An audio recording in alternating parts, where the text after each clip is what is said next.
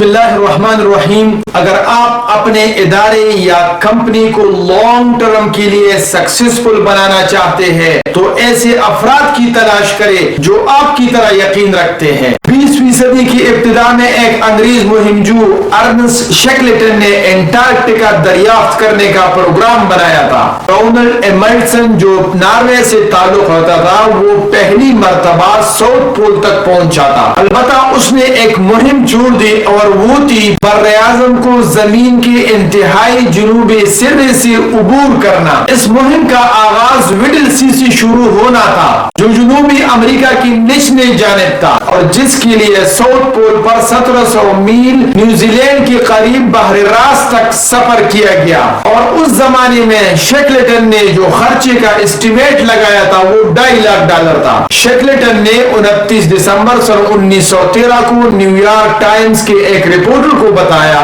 کہ south pole کو عبور کرنا اب تک کا سب سے بڑا سفر ہے.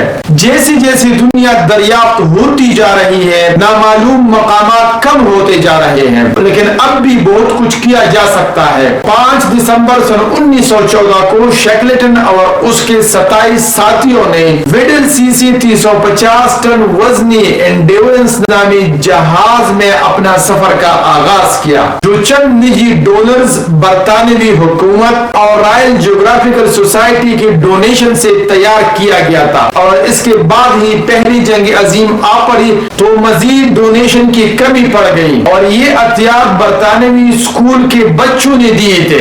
انڈیورنس بحری جہاز کا عملہ کبھی بھی براعظم انٹارکٹیکا نہیں پہنچ سکا. چند ہی دن بعد جنوبی اٹلانٹک کے جنوبی جارجیا کے جزیرے پر یہ جہاز ایک برفانی گلیشیئر سے جا ٹکرایا اور ساتھ ہی برفانی ہواؤں نے اسے آ لیا. برف نے جہاز کو ایسے حصار میں آ لیا جیسے کہ ایک رکن کے قول کے مطابق ٹافی کے اندر بادام کو بند کر دیا گیا. شیکلٹن اور اس کے ساتھی عملہ یہاں 10 مہینے تک پھنسا رہا یہاں تک کہ جہاز آہستہ آہستہ کھسکتا ہوا شمال کی جانب بڑھنے لگا لیکن برف کی دباؤ کی وجہ سے جہاز تباہ ہو گیا. 21 نومبر سن 1915 کو جہاز کے عملے نے وڈل سی کے منجمد پانی میں جہاز کو ڈوبتا ہوا دیکھا. برف میں پھنسا ہوا یہ عملہ انڈیورنس جہاز پر موجود لائف بوٹس کی مدد سے ایلیفینٹ آئرلینڈ کے جزیرے تک پہنچ گیا. یہاں شیکلٹن نے 5 ساتھیوں کے سوا سب کو چھوڑ دیا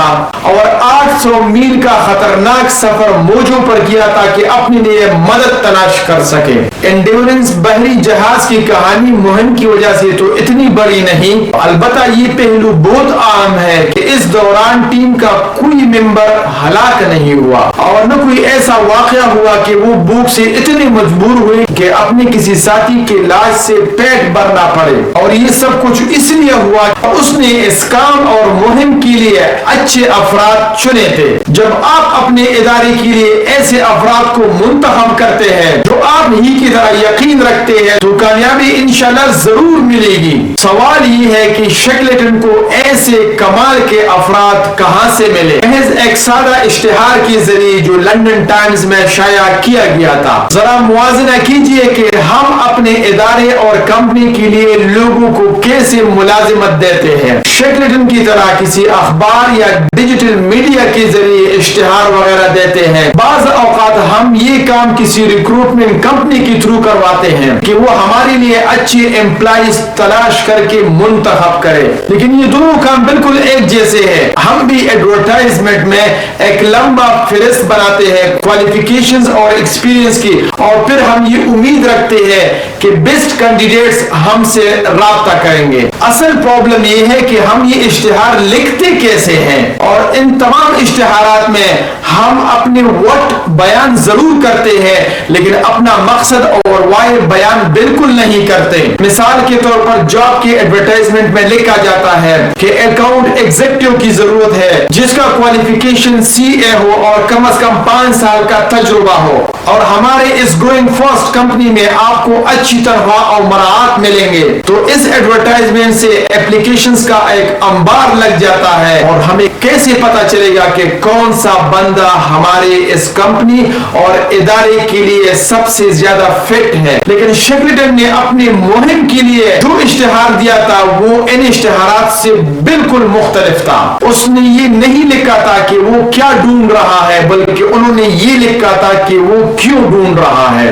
اس نے یہ نہیں لکھا تھا کہ مجھے ایسے افراد چاہیے جو 5 سالہ تجربہ رکھتا ہو اور بحری جہاز چلانے میں ایکسپرٹ ہو اور وہ آئے ہمارے پاس کپتانی کے لیے. بلکہ شیکلٹن جو اپنے لیے فٹ افراد کو ڈھونڈ رہا تھا وہ اس سے بڑھ کر کچھ اور تھا. وہ ایسے امپلائیز کی تلاش میں تھا جو اس مہم کو سر کر سکے اور اس لیے اس کا اصل اشتہار کچھ یوں تھا: ضرورت ہے خطرناک سفر کے لیے ایسے مردوں کی، کم تنخواہ، مسلسل تاریکی، سخت ترین سردی، واپسی کی کوئی ضمانت نہیں اور کامیابی پر عزت اور انعام ملے گا. اس ایڈورٹائزمنٹ کے نتیجے میں جن افراد نے اپلیکیشن دی تھی تو وہ ایسے افراد تھے جو ناقابل تسخیر مشکلات کو پسند کرتے تھے اور انہوں نے بخوبی اس اشتہار کو پڑھا، سمجھا اور اس کے بعد جاب کے لیے اپلائی کیا. اور اسی لیے شیکلٹن نے صرف انہی لوگوں کو ملازمت دی جو شیکلٹن کی طرح یقین رکھتے تھے مہم جوئی پر.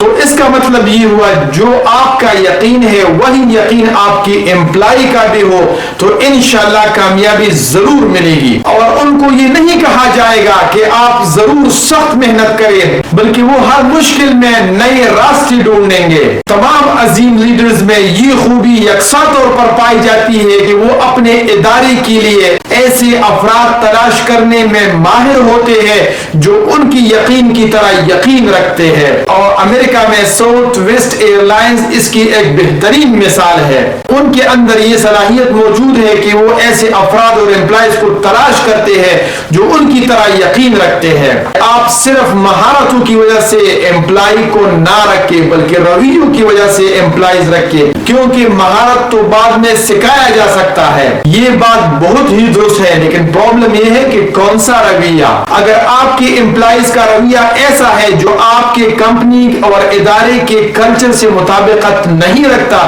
تو پھر کیا ہوگا. اور مجھے کمپنی اور اداروں کے بڑوں سے یہ پوچھنا بہت اچھا لگتا ہے کہ وہ کس قسم کے لوگوں کو امپلائمنٹ دیتے ہیں. اور اکثر لوگ جو مجھے سب سے زیادہ جواب دیتے ہیں وہ یہ ہے کہ ہم موٹیویٹڈ اور پیشنیٹ لوگوں کو امپلائمنٹ دیتے ہیں. لیکن آپ کو یہ کیسے پتا چلے گا کہ ایک بندہ انٹرویو کے دوران تو موٹیویٹڈ اور پیشنیٹ دکھائی دیتا ہے لیکن کام کے لیے نہیں. سچ تو یہ ہے کہ روئی زمین پر ہر ایک بندہ پیشنیٹ ہوتا ہے لیکن یہ ضروری نہیں کہ جس چیز کے لیے آپ پیشنیٹ ہے تو آپ جس امپلائیز کو لے رہے ہیں وہ بھی اس چیز کے لیے پیشنیٹ ہو. کیوں؟ یہ وائے سے آغاز کرنے کے عمل پر یقین رکھنے والوں کے اندر یہ صلاحیت ہوتی ہے کہ وہ ایسے لوگوں کو ڈھونڈ نکالتے ہیں اور انہی کو سلیکٹ کرتے ہیں جو انہی کی طرح یقین رکھتے ہیں اور صرف ریزیومے کو دیکھ کر یا ڈریس کی بنیاد پر لوگوں کو سلیکٹ نہیں کرتے کیونکہ یہ چیزیں کامیابی کی ضمانت نہیں ہوتی. مثال کے طور پر ایپل کمپیوٹر کمپنی کی اچھی انجینئر مائکروسافٹ میں بہترین نتائج نہیں دے سکے گا اور اسی طرح مائکروسافٹ کے best engineer apple computer company میں شاید نہ چل سکے کیونکہ دونوں کمپنیوں کا کلچر، ویژن اور پرپس بالکل ڈیفرنٹ ہے. تو اصل بات یہ ہے کہ ایسے بندے کو آپ امپلائی رکھیں جو آپ کی یقین کی طرح یقین رکھتا ہو اور آپ کی مقصد کی طرح ایک مقصد رکھتا ہو اور اس کے حصول کے لیے وہ بالکل موٹیویٹڈ اور پرجوش ہو تو تب جا کر وہ آپ کی کمپنی اور ادارے میں سب سے زیادہ فٹ آدمی ہوگا. اور ایک بار جب آپ ایسے امپلائیز کو لیں گے تو پھر ان کی مہارتیں دن بدن بڑھتی جائے گی اور ہر مشکل میں اپنے لیے یہی امپلائیز خود راستہ ڈھونڈ نکالیں گے. اور یہی وجہ ہے کہ Southwest Airlines company کو کئی سالوں تک کمپلینٹ آفس کی ضرورت ہی نہیں پڑی. کیونکہ ان کی لی گئی امپلائیز خود ہر مشکل میں سے ڈیفرنٹ ڈائمینشن سے سوچتے تھے اور دیکھتے تھے اور ہر پرابلم کے لیے نئے راستے نکالتے تھے. تو ایک سائڈ پہ انہوں نے کلائنٹس اور کسٹمرز کو مطمئن کر کے رکھا تھا, تو دوسری طرف کمپنی کو دن بدن وہ ترقی دینے کے لیے کوشاں تھے. تو اس کا مطلب یہ ہوا کہ آپ کا جو ویژن, پرپز اور مقصد ہے تو اس کی طرح افراد اور امپلائیز کو ڈھونڈو, تب جا کے آپ اپنے ادارے کو لانگ ٹرم سکسیسفل بنا سکتے ہیں. اور پھر وہ افراد آپ کے لیے ایک ایسا نظام بنائے اور سسٹم بنائے جس کے ذریعے آپ مزید ایسے افراد کو ڈھونڈ سکیں اور ان کو امپلائی کر سکیں. اور اگر ایسا نہیں کریں گے تو آپ کے امپلائیز نہ موٹیویٹڈ ہوں گے, نہ انسپائر ہوں گے, اور وہ آپ کے کمپنی اور ادارے میں بیٹھے ہوں گے اور کسی دوسری جگہ اچھی نوکری کی تلاش میں ہمیشہ سرگرداں ہوں گے. تو ایک سائڈ پہ شاید ان کو دوسری جگہ اچھی نوکری بھی نہ ملے اور آپ کی کمپنی اور ادارہ بھی صحیح طریقے سے پروگرس نہیں کر پائے گا. اور یہی وجہ ہے کہ ایسے امپلائیز صبح کمپنی اور ادارے کو آتے وقت موٹیویٹڈ اور پرجوش بالکل نہیں ہوں گے, اور واپس گھر جاتے وقت مطمئن بھی نہیں ہوں گے, اور آئے روز سیلریز, بینیفٹس, بونس کے بارے میں شکایات کرتے رہیں گے. تو امپلائیز بھی تنگ اور امپلائی بھی تنگ, اور زندگی بھی بہت عجیب قسم کی گزر رہی ہوگی. Thank you for watching.